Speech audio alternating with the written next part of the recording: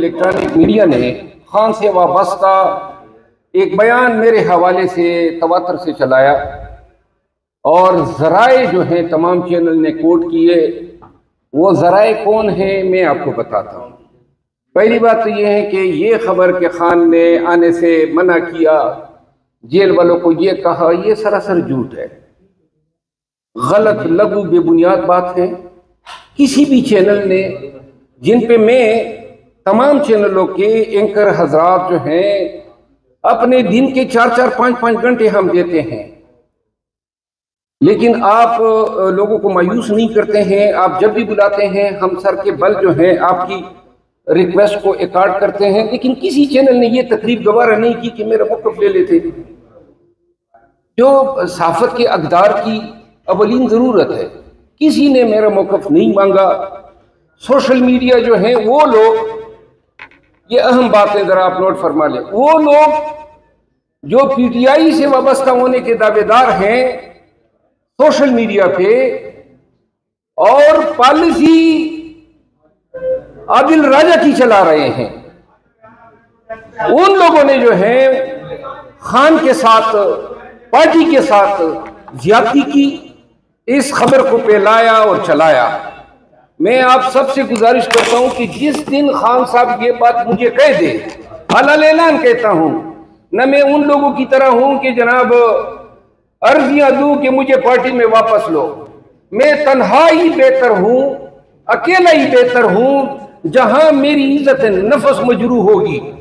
और खान साहब जो है जब भी ये बात करेंगे मुझे कि जी आपका साथ दरकार नहीं है, खान को मेरी परछाई भी नजर नहीं आएगी।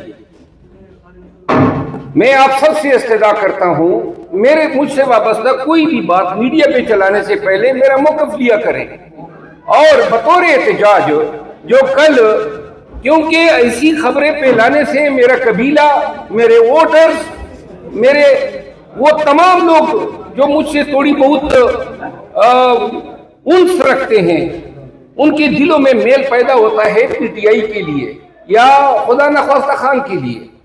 और वो ये हरकतें, मेरा कल मुझे किसने नहीं मिलवाया, आज आपको बता देता हूं, मुझे खान से कल उसने नहीं मिलवाया जो मुलाकातों की इजाजत देते हैं। और ये कल तो नहीं हुआ ना, आज से 8-10 दिन पहले भी मैं किया था, उस वक्त भी मिलने नहीं किया गया, वो भी खान ने कहा था। और आखिरी बात यह है, मैं आपके एहतजाज में भी आज शामिल हूँगा। जो मुज़ाकिरात हैं वो मुज़ाकिरात के हवाले से मेरी ज़ाती राय है, मुज़ाकिरात का दौर ख़त्म नहीं हुआ है। खान ने कहा है कि अगर कमीशन पे ये कर लेते हैं तो हम मुज़ाकिरात की टेबल पे बैठेंगे।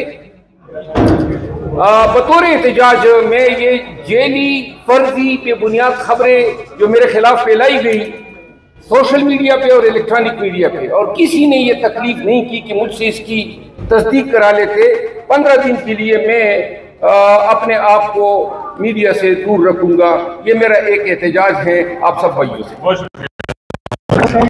क्या आप जानते हैं कि आज जॉइंट सेशन बुलाकर और ऐसे कवानीन पास किए गए जिसकी कोई कानूनी हैसियत भी नहीं थी, और वो गौर साहब उस पर आपको बताएंगे कि वो कितने पुराने कवानीन थे जो एक्सपायर भी हो चुके हैं, वो भी लाए गए। लेकिन जिस वक्त सबसे अहम चीज़ जो कि मुल्क में गूंज रही है वो है कि जो पीका एक्ट बना है उसमें जो तरामीम की गई है वो इंतहाई ड्रकोनियन है।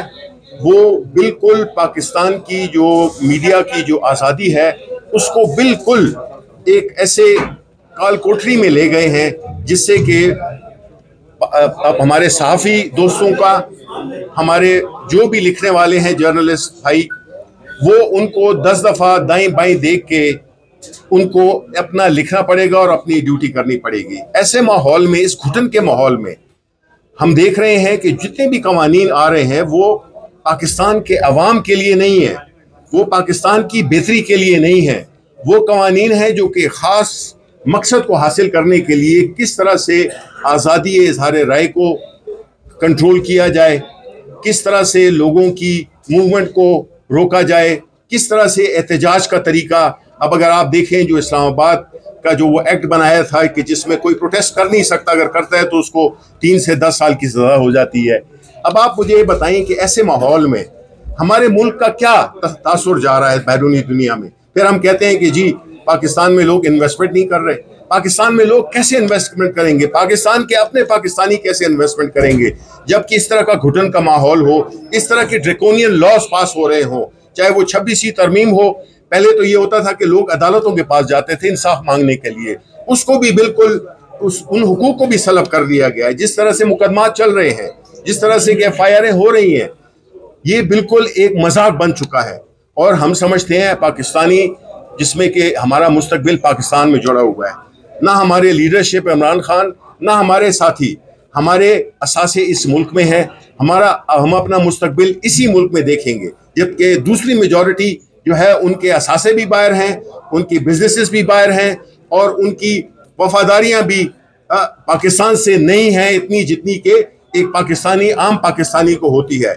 जिसी वजह से पाकिस्तान पीछे जा रहा है, मुआशी तौर पे बिल्कुल पीछे जा रहा है, ह्यूमन राइट्स के उस पर बिल्कुल वो है जिसमें हमारा GSP खतरे में पड़ सकता है। देखें, ये सारी चीज़ें जो हैं एक मिल के दुनिया में आपका एक तशख़्ख़ुस बनाती हैं, जिसकी बुनियाद पर आपकी पहचान भी होती है, आपके पासपोर्ट की इज्जत भी होती है या उसकी बेइज्जती होती है। और इसी तरह से आपके मुल्क में जो सरमायाकारी होती है, या आपके अपने पाकिस्तानी, हमारे कितने पाकिस्तानी इस मुल्क से बाहर जा रहे हैं, नौजवान बाहर जा रहे हैं, किश्तियों में लोग डूब रहे हैं, इतने डेस्परेट हो गए हैं, मर रहे हैं। हर 2 हफ्ते बाद हमें कि जी 50 पाकिस्तानी मर गए, 100 पाकिस्तानी मर गए। ये सब कुछ क्यों हो रहा है? ये इसलिए हो रहा है कि इस मुल्क में सांस लेना बंद हो गई। इस मुल्क में आप बिल्कुल कुछ कर ही नहीं सकते हैं, यानी आप पे इतना एक दबाव आ गया है, इतना हर तबके पे। और यही जिस तरह मैंने बाहर कहा था कि चिराग सबके बुझेंगे, हवा किसी के नहीं। ये सिर्फ PTI जद पे नहीं है, ये पूरी वो एक सोच जद पे है जो कि चाहती है कि हम इस मुल्क को आगे लेकर जाएं, इस मुल्क में खुशहाली आए, इस मुल्क के जो नौजवान हैं उनका मुस्तकबिल रोशन हो। लेकिन ये जो सारे कवानीन बन रहे हैं, इससे ये सब कुछ अब आप सांस लेने पे भी जो है ना कवानीन बनेंगे। और बड़ी अफसोस की बात है, शर्म की बात है कि हमारे वो कोलीग्स, चाहे वो MNAs हैं, चाहे वो सेनेटर्स हैं, सेनेट में बैठे हुए हैं, नेशनल असेंबली में बैठे हुए हैं, वो इन कवानीन पे खामोश हैं। उनकी खामोशी जितनी शर्मनाक है, जितनी जुर्म है, और ये न समझें कि उनकी बारी नहीं आएगी। यही अगेन मैं रिपीट करता हूं कि चिराग सबके बुझेंगे, हवा किसी की नहीं। अब देखें, एक एक करके जो है तो वो उनको गिरफ्त में लाया जा रहा है, और कानून का, जबकि हमें पता है कि इस मुल्क में, और जो हमारी पाकिस्तान तहरीक इंसाफ की जो बुनियादी, खान साहब की जो बुनियादी वो है, हमारा जो वो पैगाम है, वो ये है कि हम चाहते हैं कि इस मुल्क में कानून की बालादस्ती हो। लेकिन कानून वो नहीं कि आप ऐसे काले कवानीन बना दें जिसमें कि आप लोगों का गला घोंट दें और फिर कहें कि जी ये लॉ की इम्प्लीमेंटेशन है।